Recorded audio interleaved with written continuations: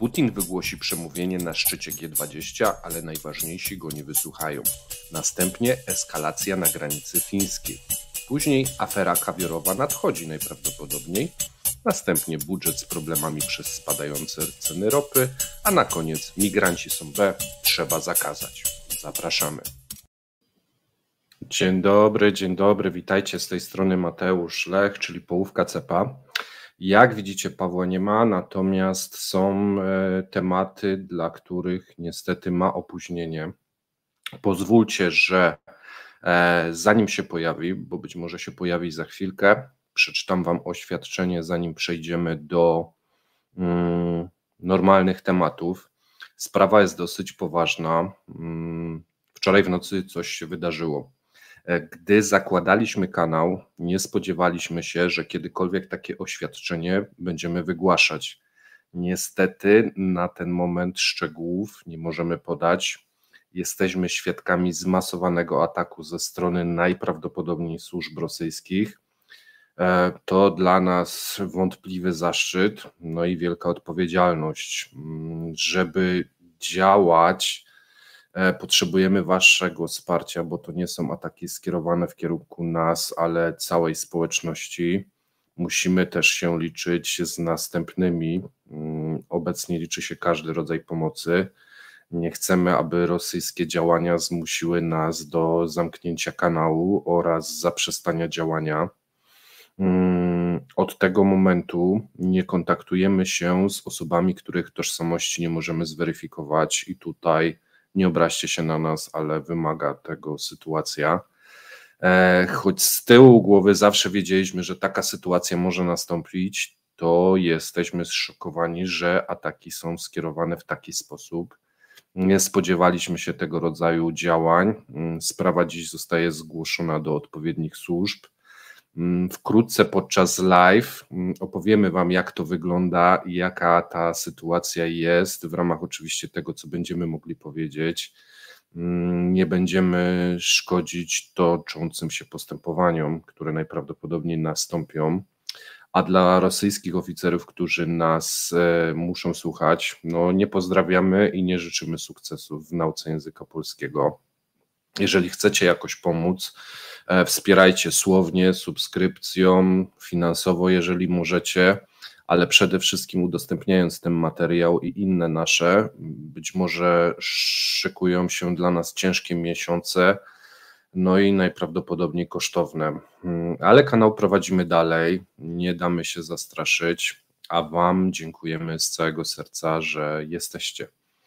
Więc myślę, że takie oświadczenie niezbyt przyjemne trzeba było wygłosić. Mam nadzieję, że jakoś się Pawła uda się połączyć za chwilkę. Natomiast ja przechodzę do informacji, gdyż informacje mamy gotowe, więc będziemy je wygłaszać. Putin wygłosi przemówienie na szczycie G20, ale najważniejsi go nie wysłuchają. Język dyplomacji. Czyżby się pojawił Paweł? Super, dobra. No to ja kontynuuję i będziemy to normalnie robić. Język dyplomacji to trudny język. Czasem mniej liczy się kto co powie, niż na przykład fakt, kogo nie będzie i nie będzie słuchał.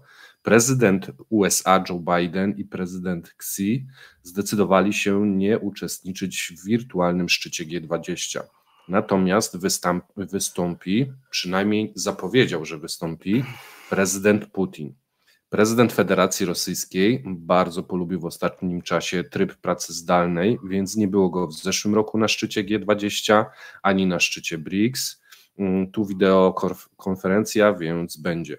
Spotkanie, w którym bierze udział prezydent Władimir Putin, odbędzie się bez udziału kluczowych przywódców światowych mocarstw. Zamiast prezydenta Chin będzie reprezentacja przez premiera Rady Państwa. Biden, który również będzie nieobecny, nie podał jeszcze zastępcy. Na razie nie mam danych, kogo jeszcze nie będzie z tych wielkich świata, a to chyba jest ciekawsze nawet od tego, co zamierza Putin powiedzieć. A zamierza wygłosić przemówienie dotyczące sytuacji światowej gospodarki, finansów, agendy klimatycznej, kwestii cyfryzacji i innych tematów. Ostatni raz Putin przemawiał na G20 w 2021 roku, więc dużo się na świecie pozmieniało. Podczas wirtualnego szczytu G20 w tym roku Putin nie będzie prowadził dwustronnych negocjacji międzynarodowych, czyli jeżeli dobrze rozumiem, wygłosi przemówienie, zakończy nadawanie i tyle go na tym szczycie widzieli. No i oddaję głos Pawłowi, bo z Finlandii. Tak, słuchajcie, bo tutaj część piszecie, że to trolling z naszej strony, to co Mateusz mówił. Słuchajcie, sprawa jest poważna, to nie jest trolling. Zobaczymy, co możemy powiedzieć. To, co będziemy mogli, to zrobimy w osobnym live, żeby nie wrzucać, bo niektórzy po prostu chcą posłuchać wiadomości, a więc chcemy dalej jak gdyby pracować, a oświadczenie też jest moim zdaniem konieczne, żebyście wiedzieli, że coś takiego się dzieje i coś takiego następuje. Natomiast my sobie powiemy teraz na temat eskalacji na granicy fińskiej, no bo słuchajcie, sytuacja jest no niezmiernie ciekawa, no i z dnia na dzień eskaluje. Wczoraj premier Finlandii Petteri Orpo wygłosił oświadczenie, że 25 listopada, czyli w niedzielę, z niedzieli pewnie na poniedziałek, decyzją rządu zostaną zamknięte prawie wszystkie przejścia graniczne z Rosją, z wyjątkiem jednego tego przejścia. Ja wam to w tym momencie postaram się pokazać, jak to wygląda. Tutaj mieliście wcześniej te przejścia na czerwono, które były zamknięte. Tutaj macie też przejścia na niebiesko. No i zostaje tak naprawdę ostatnie przejście graniczne na samej, słuchajcie, północy, na gdzieś mniej więcej wysokości Murmańska. I to będzie jedyne przejście, które jest możliwe. No nie sądzę, żeby ktokolwiek odważył się z migrantów przechodzić tym przejściem. Pomijam już temperaturę, która w tym momencie tam panuje, ale również okoliczne lasy, no niekorzystne jednak. Tak, przejście do jakiejkolwiek cywilizacji to jest labirynt śniegu, lodu i jezior, lasów. Nie? Samochodem jeszcze w porządku, ale jakkolwiek inaczej wydaje mi się to niemożliwe. Tutaj była też konferencja prasowa, jeżeli chodzi o premiera. Powiedział, że naszym zadaniem jest zapewnienie bezpieczeństwa Finom. Tym samym właśnie ogłosił, że tylko jeden punkt kontrolny pozostanie czynny, czyli do tych 4, które zostały wcześniej zamknięte, dochodzą następne 4. Według Fińskiej Straży Granicznej w całym październiku przy granicy z Rosją przybyło 32 uchodźców, a już w pierwszych 2 tygodniach listopada liczba migrantów wzrosła pomimo ujemnych mocno temperatur do 415 osób. Prezydent Finlandii nazwał napływ migrantów zemstą Kremla za przystąpienie kraju do NATO. Rosyjskie MSZ poinformowało o gotowości Federacji Rosyjskiej do pomocy Finlandii w rozwiązaniu problemów na granicy, tak jakby to były problemy spowodowane przez Finów. Kraje graniczące z północno-zachodnią Rosją dyskutują obecnie o zamknięciu punktów kontrolnych i tutaj no już się mówi, że Norwegia prawdopodobnie to zrobi. Premier Norwegii Jonas Gahr Støre zapowiedział, że władze są gotowe zamknąć granicę z Rosją. Podobne zapowiedzi są również w Estonii. W zeszłym tygodniu estońska Straż Graniczna postawiła bariery przeciwczołgowe na moście przyjaźni w Narwie. Powiedzieli, że tak na wszelki wypadek.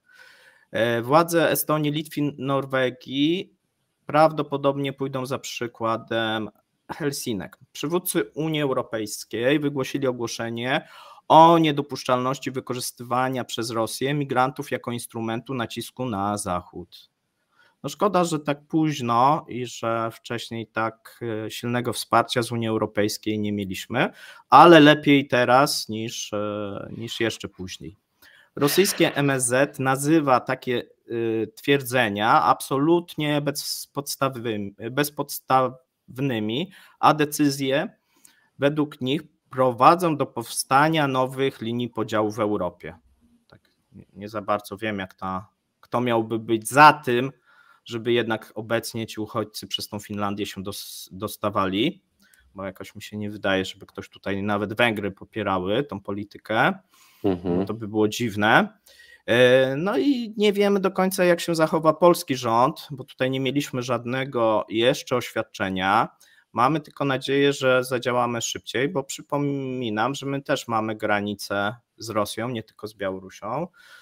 No i może się okazać, że jeżeli będą inne granice zamknięte, ten ruch być może zostanie skierowany tych migrantów na naszą granicę. Nie wiemy. Przypomnijmy, że obecnie granica polsko-ukraińska w sumie jest prawie całkowicie zablokowana przez toczący się protest, który się nasila, a władze obu krajów trwają w dosyć dziwnym i szkodliwym dla mnie sporze, w której żadna ze stron nie chce ustąpić nawet o krok, co jak gdyby negatywnie odbija się i zarówno na handlu, jak i na już obecnie pomocy humanitarnej, pomimo że niby są przepuszczane ta pomoc, jak i również być może częściowo na tej pomocy wojskowej. Natomiast Rosja już zapowiedziała działania odwetowe wobec Finlandii i krajów, które się do niej przyłączą. No i tutaj mamy oczywiście wypowiedź Pieskowa. Rosja nigdy nie groziła Finlandii w najnowszej historii. To chyba od wojny mówi, bo wcześniej to tak trudno mówić, że nie groziła. Od wojny z Finlandią, ale dalej. Rosja nigdy nie groziła Finlandii w najnowszej historii i nigdy nie mieliśmy powodu do konfrontacji. Teraz oni wybrali tę drogę. Z naszego punktu widzenia popełnili duży błąd. No i zobaczymy, jakie będą działania rosyjskie. Natomiast jakichś działań bym się spodziewał, bo Rosjanie, wydaje się, że jeżeli nastąpi pewne domino i kolejne granice będą zamykane, to będą chcieli prawdopodobnie jeszcze bardziej eskalować, bo to będzie w stylu rosyjskim, czyli nie łagodzić, tylko eskalować, tak, żeby pokazać, że toczą wojnę. Z Finlandią wojują, z Kremlinką wojują, znaleźliby sobie jakieś spokojniejsze hobby, na przykład pilnowaliby kawioru. Przejdźmy do następnego tematu. Afera kawiorowa nadchodzi, słuchajcie, po kurczakach i paliwie nadszedł czas na kawior. Kawior z jesiotra chińskiego sprzedawany jest pod przykrywką kawioru rosyjskiego. Nie przechodzi natomiast żadnej kontroli bezpieczeństwa, więc może być tak prawdziwy jak oleje silnikowe sprowadzone w imporcie równoległym. Świadczą o tym dane Federalnego Systemu Informacyjnego Państwa pod nazwą Jednolity Rejestr Działalności Kontrolnej, według których w tym roku wielokrotnie dokonywano podmiany produktów.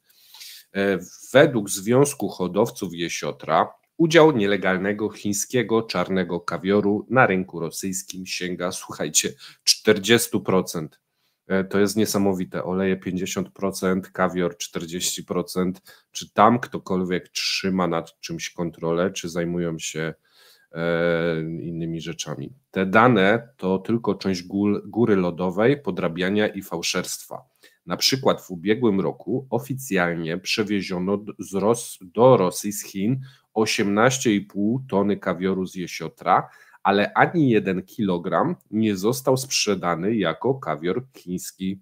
Wszystkie te produkty zostały ponownie oznakowane w Federacji Rosyjskiej i sprzedane jako rosyjskie, wyjaśnił prezes i właściciel firmy Russian Caviar House.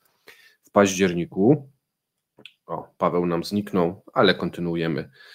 W październiku Ogólnorosyjskie Stowarzyszenie Rybołówstwa opublikowało dane, z których wynika, że od początku tego roku w Rosji wyprodukowano prawie 33 tony czarnego kawioru, czyli 1,5 razy więcej niż w 2017. W porównaniu do 8 miesięcy w 2022 roku liczba wzrosła o 4,5%. Niemniej jednak krajowa produkcja nie pokrywa nawet 1/3 spożycia kawioru w Rosji. Paweł, fajnie, że odzyskałeś głos, bo mam dla Ciebie pytanie. To dla mnie jest niezwykle ciekawe, gdyż przecież mówiliśmy już dwukrotnie, że kawior ma tanieć, a prezesi związków kawiorowych, czy jak oni się tam nazywają, mówią, że są dalecy od nasycenia rynku. Jeżeli nie ma nasycenia rynku, to o jakiej obniżce cen mówimy? Coś mi się tu nie klei. Czy potrafisz mi odpowiedzieć na to pytanie? Nie. Okej.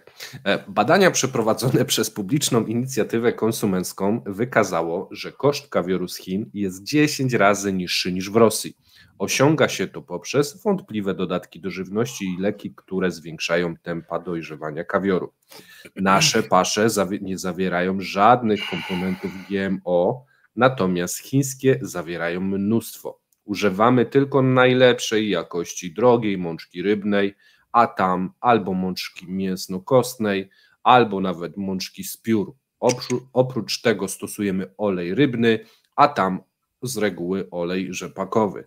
A mnie tu jedzie czołg, drodzy Rosjanie. Znaczy to nie jest prawda, bo wiemy, znaczy jedyna prawda jest chyba to pierwsze zdanie, że Rosjanie nie używają GMO, prawdopodobnie, a resztę to są kłamstwa. No dokładnie. Nielegalny kawior nie przechodzi kontroli przewidzianych przez rosyjskie ustawodawstwo potwierdzające jego jakość i bezpieczeństwo. Kawior z jesiotra sprzedawany jest hurtowo przez internet, po czym zostaje oznakowany jako rosyjski i wysłany do sprzedaży. Państwo nie ma obecnie narzędzi, aby skutecznie kontrolować produkcję i dystrybucję gotowych produktów. Konsumenci są również pozbawieni możliwości odróżnienia produktu całkowicie krajowego od taniego analogu za pomocą znaków zewnętrznych i często padają ofiarami oszustwa. A ja sobie tak czytam te informacje i przypominam sobie o programie etykietowania, który ruszy w przyszłym roku w kwietniu i jakby cały ten artykuł stał się jaśniejszy. Jedno to rzeczywiście pozbyć się podróbek, a drugie to publikować właśnie takie artykuły przez kilka miesięcy, aby wzbudzić strach w społeczeństwie. Wtedy w kwietniu, pomimo że będzie odrobinę drożej, będzie można powiedzieć, ale przynajmniej mamy pewność, że jest prawdziwy i skontrolowany. Działanie takie to jest dzielna walka władzy z problemami, które sama wcześniej stworzyła moim zdaniem, no i zrobienie miejsca, żeby ktoś na rynku mógł zarobić, a zarobi ten miliarder, o którym mówiliśmy, który będzie kontrolował te etykiety. Tak, a przy okazji wiesz, kto jest największym producentem kawioru? No pewnie też jakiś oligarcha, co? Nie, w ogóle światowym, bo to tak często o tym... Chiny? Nie, Chiny są wysoko, ale największym producentem kawioru w tym momencie jest Brazylia. O, to bym się nie spodziewał. Źle. No właśnie, to ja się nie spodziewałem, że Brazylia. Chiny. Dobrze. A, czyli jednak dobrze się spodziewałem.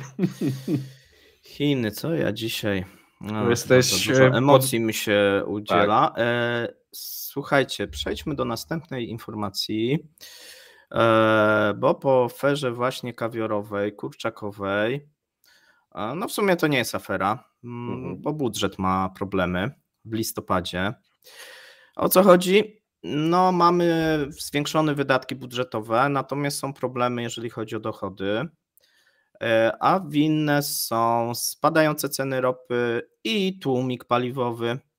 Dochody Rosji z ropy i gazu w listopadzie 2023 wyniosą prawdopodobnie 1 bilion rubli, czyli będzie to 1,6 raza mniej niż w październiku. I to są prognozy Reutersa, więc nie moje i nie rosyjskie. Dochody budżetowe spadną w listopadzie między innymi, ponieważ rafinerie ropy otrzymają dopłaty 100% do paliw, tak zwany amortyzator, tłumik paliwowy. Przypomnijmy, on został obniżony w wrześniu, no i chyba tak tylko miesiąc był obniżony. Rosjanie musieli z powrotem wrócić. W tym momencie muszą dokładać z budżetu, natomiast od nowego roku Gazprom będzie się zrzucał na pozostałe firmy naftowe i zysków Gazpromu. Znaczy tam już nie ma zysków, no ale ze straty Gazpromu transferowane będą pieniądze dla innych producentów naftowych. To tak trochę jest zabawne, ale to jest Rosja, więc to typowe, można powiedzieć. No i tutaj mamy też takie dochody skumulowane, styczeń-październik, zebrano 7 bilionów rubli, tam 7 z małym haczykiem. Mamy w tym momencie według oficjalnych szacunków to jest 26% mniej niż w tym samym okresie. Okej. Pomimo, jeszcze jedną rzecz trzeba zauważyć, bo tu Mhm. wszyscy jak gdyby zapominają o tej rzeczy, że jak porównują, no trochę zmienił się stosunek dolara do rubla. Zgadza się. My podaliśmy teraz w rublach. Jeżeli byśmy spojrzeli na dolary, no to tam ta sytuacja byłaby sporo gorsza. Możecie przemnożyć razy 2 mniej więcej, tak? O ile mniej pieniędzy zebrano. Tak, a teraz mała złośliwość z mojej strony, bo nie byłbym sobą, gdybym nie był złośliwy. Migranci są B, trzeba ich zakazać. Kolejny raz można powiedzieć, że rosyjska władza nie dostrzega problemu, który kiełkuje. Poczekają, aż wybuchnie im w twarz, a potem będą udawać, że ta twarz to i tak za bardzo im nie była potrzebna. Władze obwodu Magadanu w Rosji wprowadziły zakaz pracy dla migrantów w sektorze taksówkowym oraz w środkach transportu publicznego, takich jak autobusy miejskie, podmiejskie i międzymiastowe. Decyzję podpisał szef regionu Siergiej Nosow i obowiązywać będzie przez rok. Migrantów, którzy już pracują w lokalnych firmach transportowych, ma się zwolnić w przeciągu 3 miesięcy. Słuchajcie, w Rosji, gdzie brakuje ludzi do pracy, oni postanowili zwolnić ludzi, którzy pracować chcieli, bo są imigrantami. Monty Python w pełnej okazałości. Inicjatywa ta pojawiła się w kontekście wzrostu wypadków drogowych, w którym uczestniczyli obcokrajowcy.